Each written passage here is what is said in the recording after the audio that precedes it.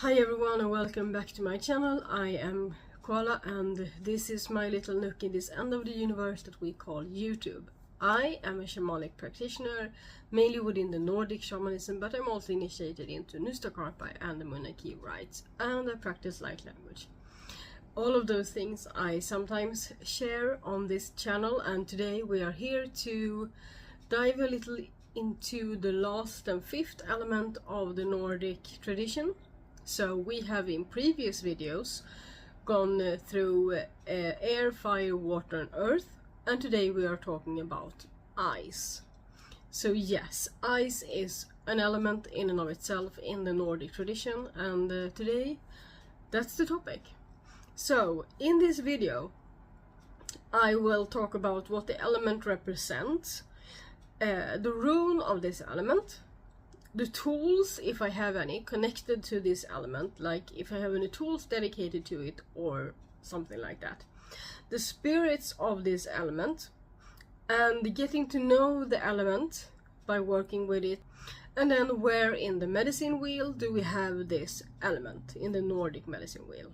And I always want to remind you to like this video if you like my content, comment if you have any questions, or just so if you want to comment but you don't have anything to say, you can leave me an ice emoji and I will reveal another emoji by the end of this video. So if you get that far, please comment both of those so I know that you are here and watching. I really enjoy the conversation that we have in the comment sections.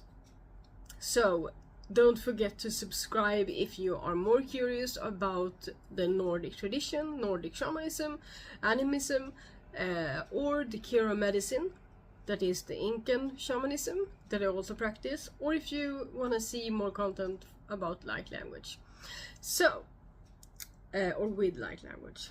So where do we start? Where do we start? So this element represents the shaping quality of the universe. So it is directly connected to, but also opposite, the element of fire. So fire in the Nordic tradition is the creative force of the universe.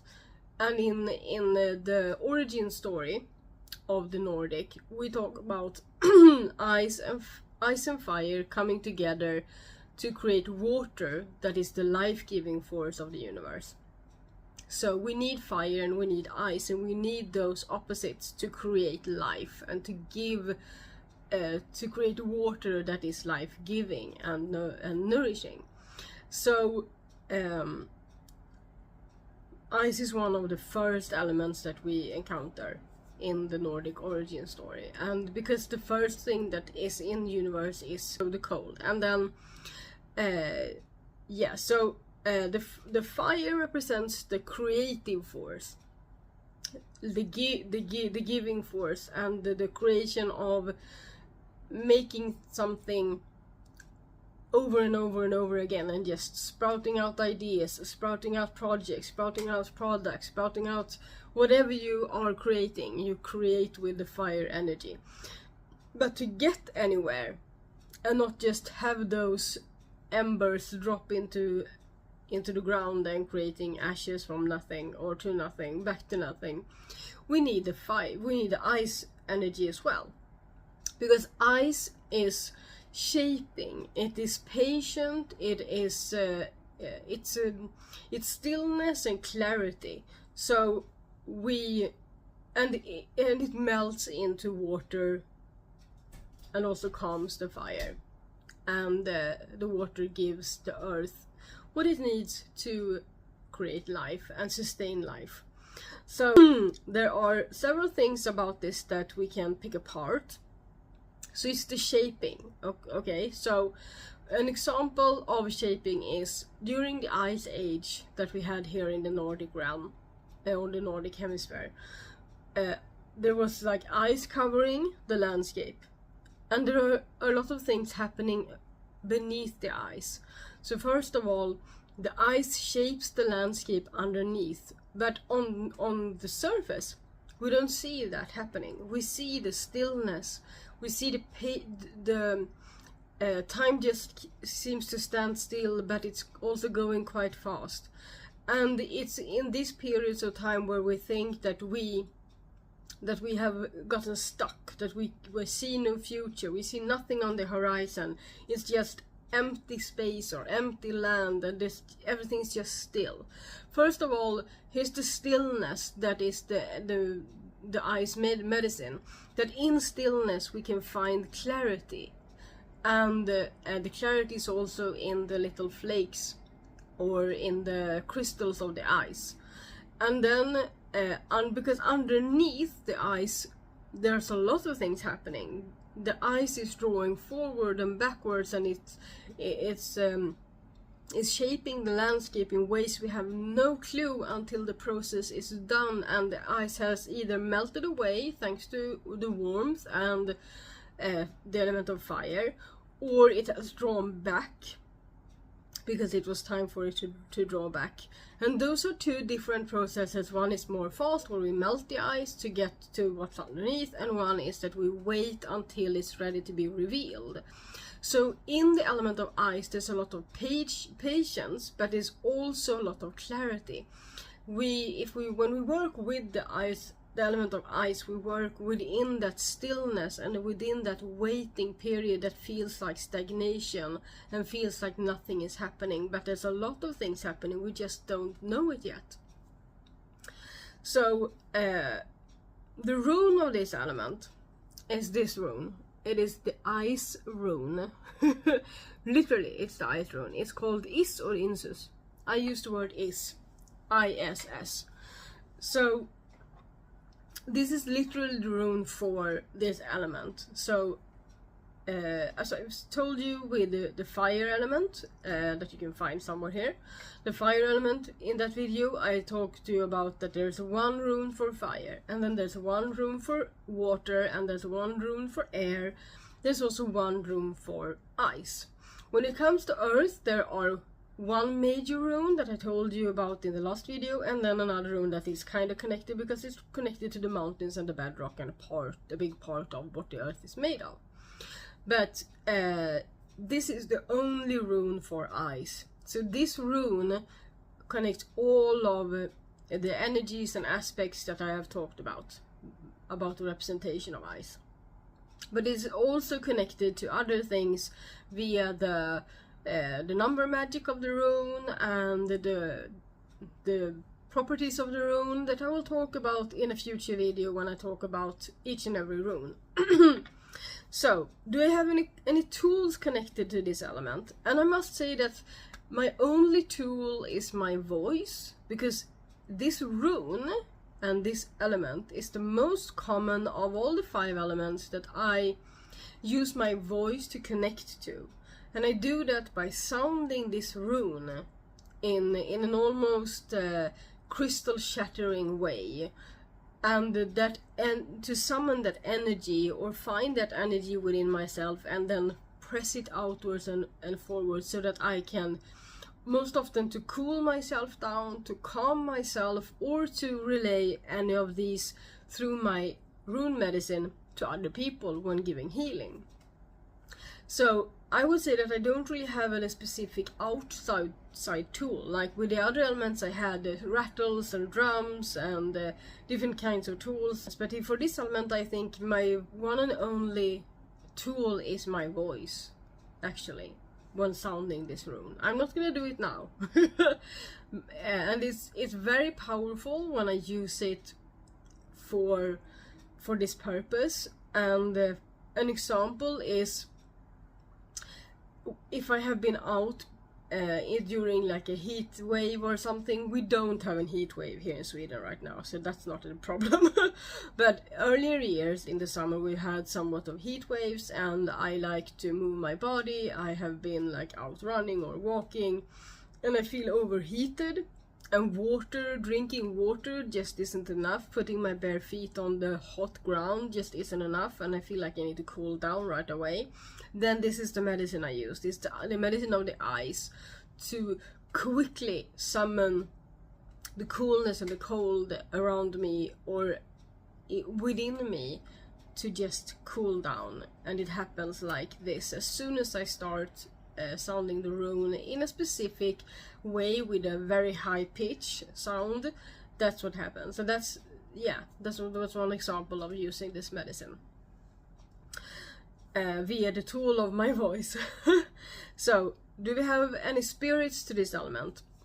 I would say that since this element is connected to the world of Niflheim, and I can put that video here if I have talked about it. Yes, I have talked about it in English.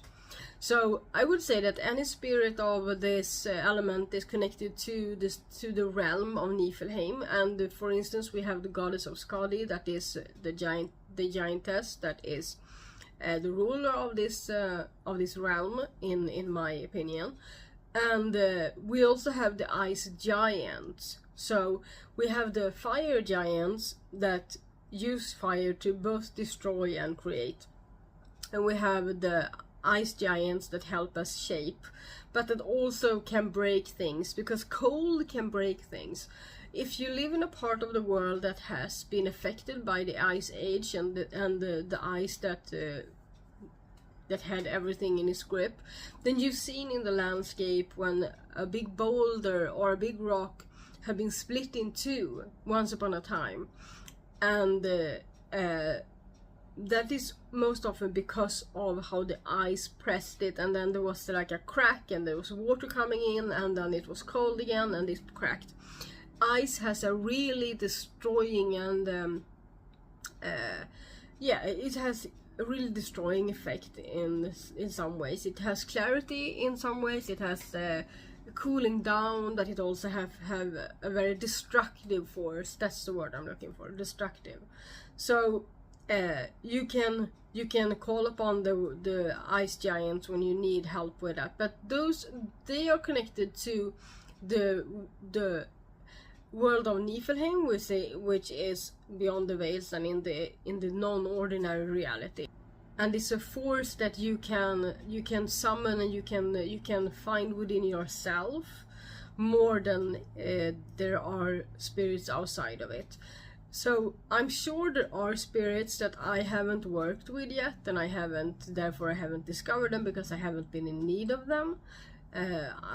I have worked with the ice giants from time to time, but that has been in deep shamanic work, and so I don't think I have come across an ice spirit in the way that I would like an air spirit or a water spirit or anything like that.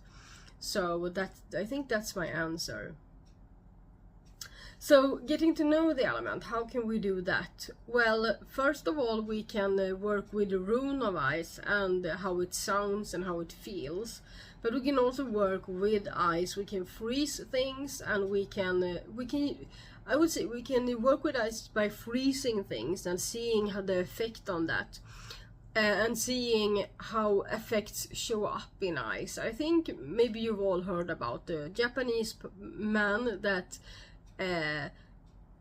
helped us see that if you talk to water, the particles get different shapes when they are being frozen. So if you scream at water, it affects the way that the water binds, and then when you freeze that, it gets another shape, like the crystals get another more chaotic shape and vision than if you talk nicely to the water or if you do nothing at all. So with ice, we can work with ice to discover and gain clarity by using ice as a medium, but we can also freeze things to stop them. But always remember that what is hidden within the ice, it will come forth eventually, and it's a reason why the biggest force of Niflheim that is connected to the ice is fear. So the greatest aspect of Niflheim is the fear that we hold within us, the fear, any fear, and it's connected to the element of ice. Fear and phobias are connected to the element of ice. So we can use ice to gain clarity within those, and we can also use ice to to pause things, but we can never use it to, we can't regain the time that we are pausing. If we are intentionally using ice to pause something, then we lose that that time, or we pause that. But there's also things happening beneath the surface, so you don't, when it comes to ice, because it's an ever evolving, shaping force, we never have complete control over it. It's not like using clay and then burning clay in an oven and we know what shape it has. It's nothing like that to work with ice. So the simplest way to get to know ice, in my opinion, is to sit in the cold, or sit with cold, or try to work with cold as an element, and discover how does that affect you? How are you affected by the cold, and how long can you sit in the cold before clarity comes, and use the cold as one aspect of some, if you like meditate, if you have a way of meditating, then add the element of ice into that as something new to see how does this affect what you usually do. So the best way to work with and get to know the element of ice is to add it into rituals or practices that you already have control over, because you bring in this slightly destructive force that could easily be melted away by using fire. So do it carefully, and remember that ice is connected to your deepest fears. So, where in the medicine wheel do we find ice? We find ice in the north of the medicine wheel in the Nordic tradition, because here we have the thick ice, the deep forest, and the high mountains. So in the north we have these vast glaciers and the deep ice caves.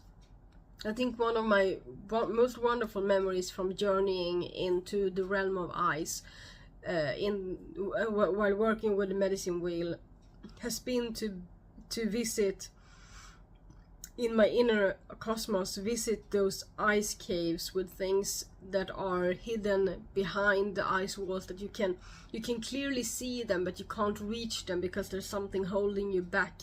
But the beauty of ice is kind of like glass. You can see prisms, you can see the rainbow colors, you can see things reflect back to you, and you can also see things in the shadows, depending on what you use to illuminate it.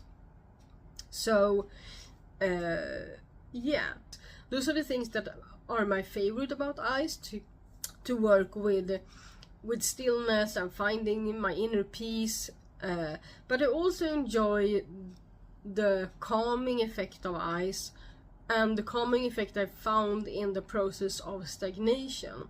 I think it's because I worked with this element for so long that it's a part of me, and it's part of the Nordic and the Nordic landscape. Everywhere I go, there are things that have been affected by the ice a long time ago.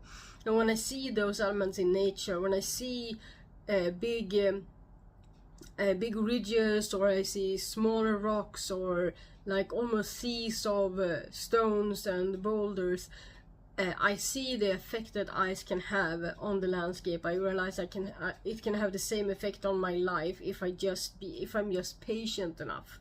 If I just set my intention and wait it out when I have done so, and if I have the trust, and if I trust the process, if I know I've done everything I can, and then there's a period of stillness and waiting. It's hard to wait. Most of us want things to happen now, not later. But to really work with ice is to work with being patient, and to work with the stillness and be in the here and the now. I think that's the biggest lesson the ice medicine and the ice element of ice have to us, to be present. So this was the last video about the elements. The next video I will talk about something completely different, and yeah, I hope you enjoy my content. There's a lot of content on my channel by now, so just just go wild in my playlists and find what you're looking for. And I have all my videos in English in one single playlist that I will put on the screen here. And I will see you in my next video, whatever it's about, and walk in beauty until we meet again. Walk in beauty, in stillness, with inner peace. Tjingeling.